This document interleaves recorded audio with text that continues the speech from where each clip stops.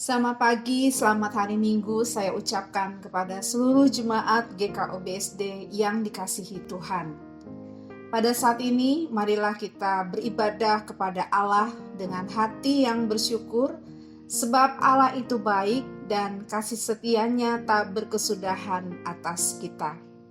Jemaat yang dikasihi Tuhan, teduhkanlah hatimu, siapkan dirimu untuk bersekutu dengan Tuhan. Kepada jemaat diberi kesempatan untuk bersaat teduh.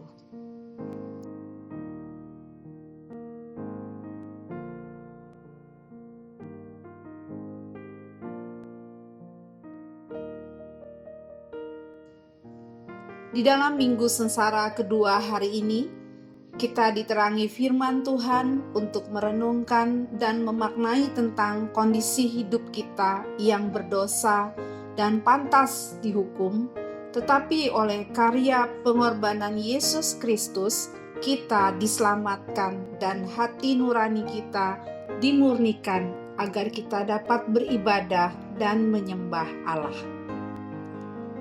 Marilah kita memuji Tuhan dengan bernyanyi dari Kidung Keesaan 481, Terpuji Engkau Allah Maha Besar.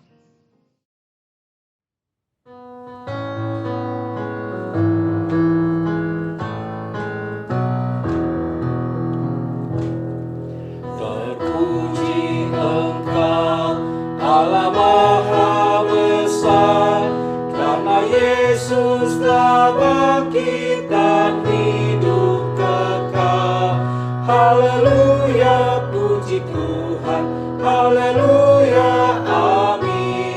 Jiwa kami Kau jadikan segar abadi. Terpuji Engkau yang telah memberi juru selamat manusia terang ilahi. Haleluya, puji Tuhan, haleluya, amin. Jiwa kami Kau jadikan segar abadi.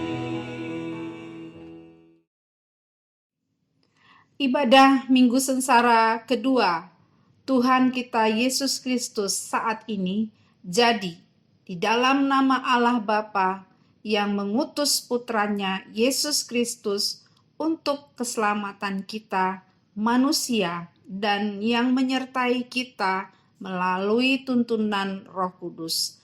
Damai sejahtera Allah dikaruniakannya kepada saudara sekalian. Amin.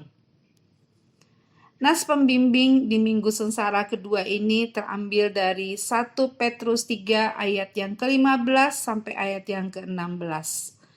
Tetapi kuduskanlah Kristus di dalam hatimu sebagai Tuhan, dan siap sedialah pada segala waktu untuk memberi pertanggungan jawab kepada tiap-tiap orang yang meminta pertanggungan jawab dari kamu tentang pengharapan yang ada padamu, tetapi haruslah dengan lemah lembut dan hormat, dan dengan hati nurani yang murni, supaya mereka yang memfitnah kamu karena hidupmu yang saleh dalam Kristus menjadi malu karena fitnahan mereka itu.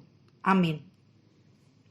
Jemaat terkasih, marilah kita merendahkan diri di hadapan Allah dan memohon pengampunan dosa kepadanya. Diberi kesempatan kepada jemaat untuk mengaku dosa secara pribadi. Ya Allah, Bapa kami yang di surga, Engkau penuh rahmat dan belas kasihan.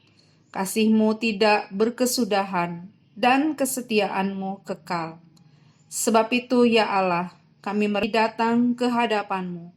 Kami menyadari dan insaf akan pelanggaran dan kejahatan dalam pikiran dan perbuatan kami terhadap Engkau dan sesama kami.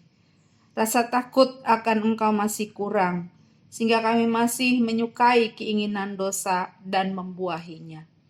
Ya Allah, ampunilah dosa kami dan sucikanlah kami dari segala kejahatan kami.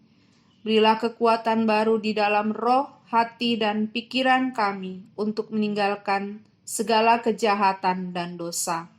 Berilah kekuatan yang baru agar kami dapat menunjukkan terang-Mu di dalam hidup kami kepada dunia. Dengarkanlah doa permohonan kami ini ya Allah. Dalam nama Yesus Kristus kami berdoa. Amin. Kepada setiap orang yang telah mengaku dosa dan bertobat, disampaikan berita anugerah pengampunan seperti tertulis dalam Yeremia 33 ayat yang ke-8. Aku akan mentahirkan mereka dari segala kesalahan mereka yang mereka lakukan dengan berdosa terhadap aku, dan aku akan mengampuni segala kesalahan yang mereka lakukan dengan berdosa dan dengan memberontak terhadap aku. Berdasarkan firman Tuhan itu, sebagai pelayan Yesus Kristus, saya memberitakan bahwa pengampunan dosa telah berlaku dalam nama Bapa dan Anak dan Roh Kudus. Sebagai bentuk kesediaan kita untuk hidup dalam kebenaran dan damai dengan sesama, marilah kita nyatakan damai sejahtera terhadap satu dengan yang lain.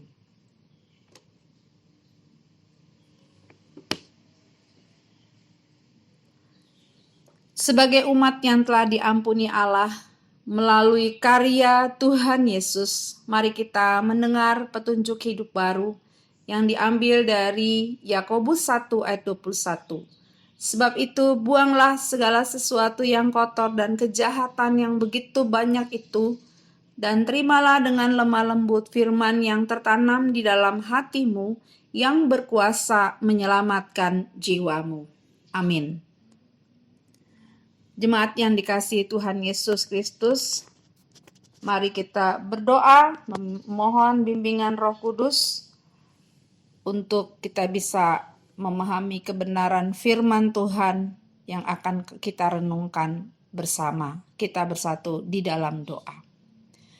Kami mengucap syukur ya Allah untuk penyertaan dan kasih setia-Mu yang tidak berkesudahan di dalam kehidupan kami selaku umat-Mu.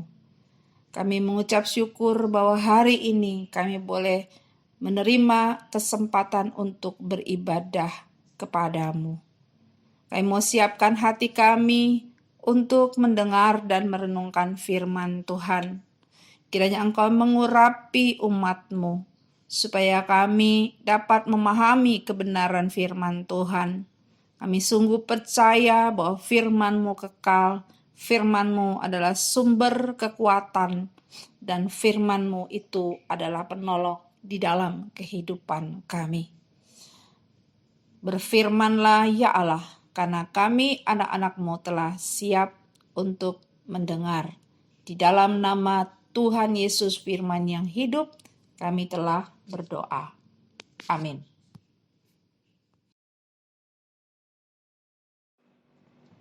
Bacaan firman Tuhan dalam ibadah Minggu Sengsara kedua pada hari ini didasarkan pada Ibrani 9 ayat 11 sampai ayat yang ke-14. Kristus adalah pengantara dari perjanjian yang baru. Tetapi Kristus telah datang sebagai imam besar untuk hal-hal yang baik yang akan datang. Ia telah melintasi kemah yang lebih besar dan yang telah sempurna, yang bukan dibuat oleh tangan manusia, artinya yang tidak termasuk ciptaan ini. Dan ia telah masuk satu kali untuk selama-lamanya ke dalam tempat yang kudus, bukan dengan membawa darah domba jantan dan darah anak lembu, tetapi dengan membawa darahnya sendiri. Dan dengan itu, ia telah mendapat kelepasan yang kekal. Sebab jika darah domba jantan dan darah lembu jantan dan percikan abu lembu muda menguduskan mereka yang najis, sehingga mereka disucikan secara lahiriah, betapa lebihnya darah Kristus yang oleh Roh yang kekal telah mempersembahkan dirinya sendiri kepada Allah sebagai persembahan yang tak bercacat, akan menyucikan hati nurani kita dari perbuatan-perbuatan yang sia-sia, supaya kita dapat beribadah kepada Allah yang hidup. Demikianlah firman Tuhan, terpujilah Tuhan Yesus Kristus. Hendaklah firman Tuhan diam dengan segala kekayaannya, serta menetap di antara kamu, dan ucaplah syukur kepada Allah. Jemaat yang dikasihi oleh Tuhan Yesus Kristus, tema pemberitaan firman Tuhan pagi hari ini adalah karya pengorbanan Kristus memurnikan hati nurani. Setiap manusia memiliki kesadaran bahwa ada pribadi yang melebihi segala sesuatu, pribadi yang maha kuasa, dan pribadi itu kita sebut sebagai Allah. Kesadaran ini membawa manusia untuk menyembah Allah lewat peribadatan. Lewat peribadatan itulah manusia berharap dapat terhubung atau bersekutu dengan Allah. Namun meskipun manusia ingin bersekutu dengan Allah, itu tidak otomatis membuat manusia dapat berjumpa dengan Allah atau terhubung dengan Allah. Sebab Allah itu Maha Kudus. Dia tidak berdosa, sedangkan manusia berdosa. Untuk datang kepada Allah dibutuhkan kesucian hati. Maka manusia membutuhkan penebusan dari dosanya. Dan manusia membutuhkan penyucian hati nuraninya dari segala kenajisan. Terhadap kebutuhan tersebut, penulis Ibrani mau menyatakan bahwa Yesus adalah satu-satunya imam besar yang menyerahkan korban yang dapat membuka jalan agar manusia dapat sampai kepada Allah. Yesus Kristus adalah pribadi yang telah melintasi kemah yang lebih besar yang tidak dibuat manusia. Ia telah memasuki ruang kudus sekali untuk selamanya dengan membawa korban, yaitu darahnya sendiri. Darahnya yang kudus menjadi korban yang sempurna dan tak bercacat, sebab Yesus adalah pribadi yang tidak berdosa. Korban ini akan menyucikan hati nurani dari perbuatan yang sia-sia. Korban darah Yesus yang terlaksana melalui kematiannya membuka akses kepada Allah, sehingga manusia dapat beribadah kepada Allah. Penulis Ibrani membandingkan korban Kristus dengan korban besar yang biasanya dipersembahkan bangsa Yahudi menurut perjanjian lama. Pada hari penebusan, imam besar akan mempersembahkan lembu jantan untuk dosanya sendiri dan kambing jantan digiring ke padang gurun untuk membawa dosa-dosa umat. Dibandingkan dengan darah domba jantan maupun darah anak lembu, korban darah Yesus jauh lebih sempurna, sebab darah domba jantan dan darah anak lembu hanya dapat menguduskan orang-orang yang najis secara lahiriah saja, tetapi tidak bisa mengubah sifat batin manusia dan hanya bersifat sementara. Tetapi darah Yesus dapat menyucikan sampai ke dalam batin manusia dari perbuatan yang sia-sia. Manusia yang dikotori oleh dosa dibersihkan. Hati nurani dibebaskan dari rasa bersalah dan tuduhan, sehingga manusia dapat leluasa datang kepada Allah. Keunggulan penyucian oleh darah Yesus bukan hanya menyucikan ke tingkat yang mendasar, yaitu ke tingkat rohani, tetapi penyucian oleh darah Yesus bersifat permanen, sekali untuk selamanya. Jemaat yang dikasihi oleh Tuhan Yesus, sebagai orang percaya kita bersyukur karena kematian Tuhan Yesus berkuasa untuk menyucikan hati nurani kita dari dosa dan kejahatan. Sebagai ungkapan syukur, mari kita menjaga hati nurani kita agar tetap murni dan menaati Allah dan firman-Nya. Hati nurani adalah kesadaran moral yang bereaksi pada saat tindakan atau perbuatan serta perkataan kita sesuai atau bertentangan dengan standar atau nilai tentang yang benar dan salah. Pada saat kita melakukan yang benar, maka hati nurani akan menjadi damai dan murni. Pada saat kata dan perbuatan kita tidak sesuai dengan firman, maka hati nurani memperingatkan, akan menuduh. Dan jika kita tidak mau diperingatkan, maka disitulah hati nurani kita menjadi tidak murni.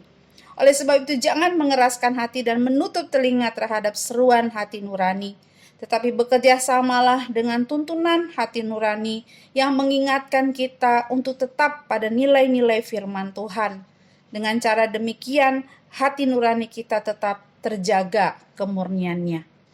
Jikalau saat ini hidup kita bertentangan dengan hati nurani, sehingga kita dikuasai oleh rasa bersalah dan menderita, maka inilah saatnya untuk mengakui dosa dan kejahatan kita di hadapan Allah, lalu bertobat, supaya hati nurani kita menjadi murni dan kita dapat beribadah kepada Allah tanpa ada penghalang apapun. Seorang wanita yang bernama Fiona Campbell menjadi terkenal sebagai wanita pertama yang berjalan kaki mengelilingi dunia. Meski menerima banyak sanjungan, ia merasa terganggu oleh rasa bersalah, dan hal itu hampir membuatnya mengalami gangguan saraf. Rupanya gangguan itu disebabkan oleh kecurangan yang dilakukannya. Pada sebagian perjalanannya dia ternyata menumpang kendaraan, yaitu truk. Akhirnya dia memutuskan untuk mengakui kecurangan tersebut kepada pihak sponsor, dan dia mengalami kelegaan. Bagi orang percaya, memelihara kemurnian hati nurani adalah cara penting dalam menjaga kesadaran moral di dalam diri kita, mengakui dosa, bertobat, dan bersedia menanggung akibat dari pertobatan yang kita lakukan, mesti menjadi cara hidup kita dan cara kita mensyukuri karya Allah di dalam Yesus Kristus yang melalui pengorbanannya di kayu salib telah menyucikan hati nurani kita dari segala yang jahat. Amin. Jemaat yang dikasihi Tuhan, mari kita satukan hati untuk menaikkan doa syafaat. Ya Allah, kami bersyukur untuk persekutuan kami pada pagi hari ini. Kami bersyukur untuk firman Tuhan yang telah diberitakan. Kami bersyukur untuk darah Tuhan Yesus Kristus yang berkuasa untuk menyucikan hati nurani kami, sehingga kami boleh memiliki hati nurani yang murni, dan kami boleh diberi jalan untuk memperoleh persekutuan yang erat dengan Engkau ya Allah. Mampukan kami hari lepas hari untuk terus menjaga dan memelihara kemurnian hati nurani kami dengan pertolongan-Mu. Kami berdoa untuk jemaat Tuhan yang berada di dalam proses pemulihan untuk kesehatannya.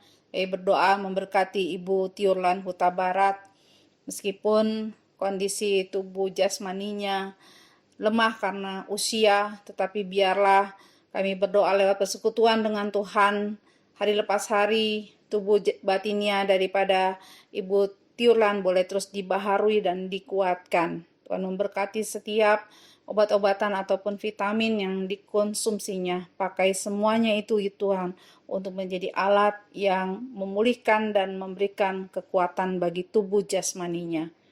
Kami juga berdoa untuk jemaat Tuhan yang berulang tahun. Kami berdoa untuk Bapak Henry Forman Bule Galangi.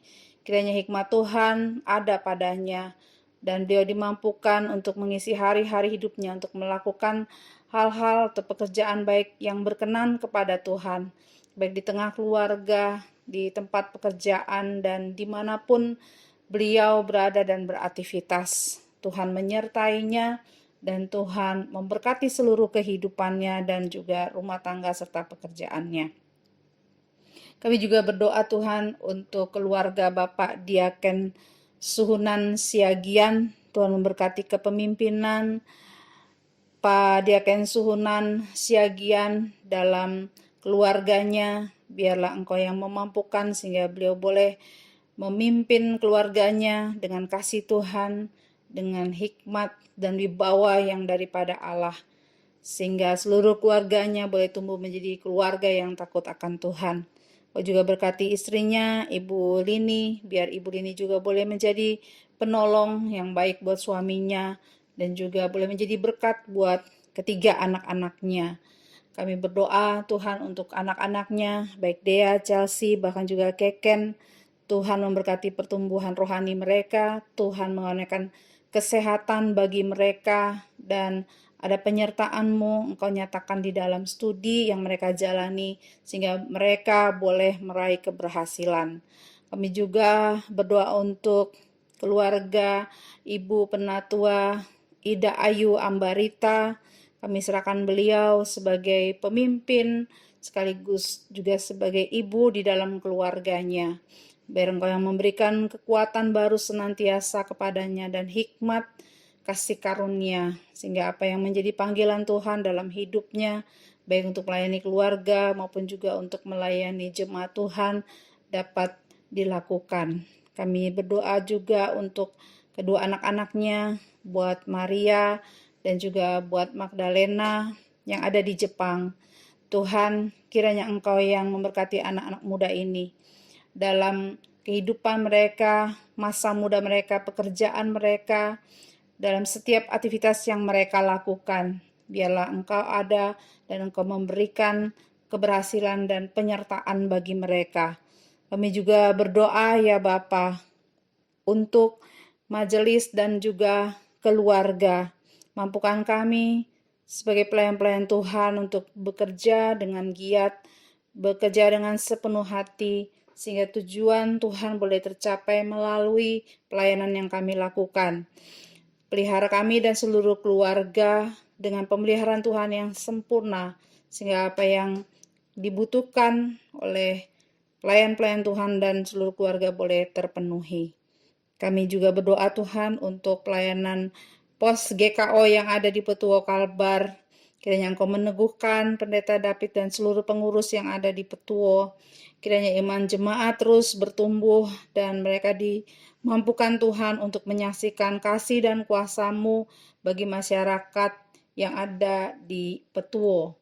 Kami saat ini juga berdoa untuk pemerintah kami, pemerintah Indonesia, berkati pemerintah kami, agar mereka dapat melakukan perbaikan dan juga pembenahan dalam upaya-upaya pemberantasan korupsi, dan berkati juga pemerintah kami dengan hikmat-Mu, berikan kemampuan agar mereka mampu mengatasi krisis ekonomi akibat dampak pandemi.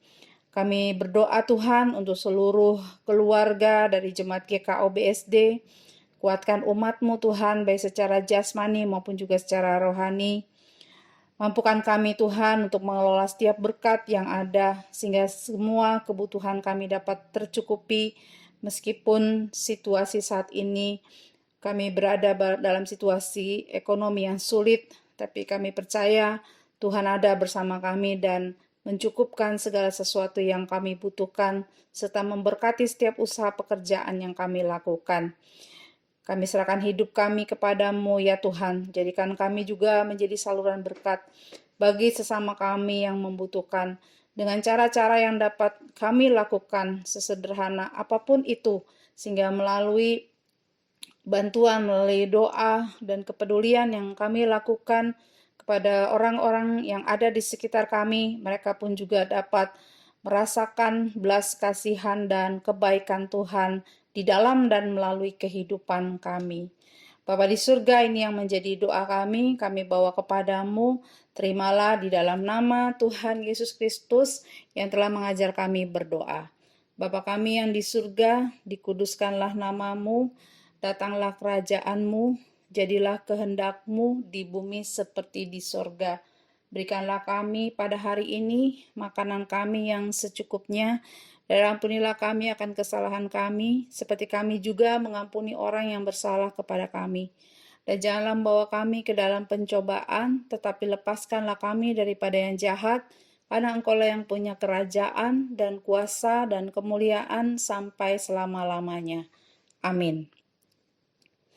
Jemaat yang dikasihi oleh Tuhan Yesus Kristus, kita akan sama-sama menyanyi dari NKB 204, bait yang pertama dan yang kedua di dunia yang penuh cemar.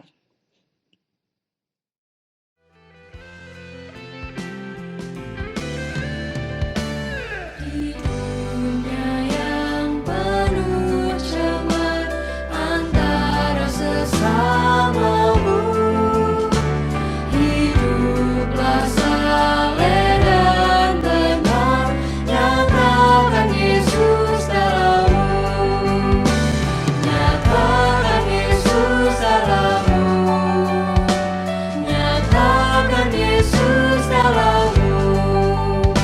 Sampaikan firman dengan hati teguh, nyatakan Yesus dalammu.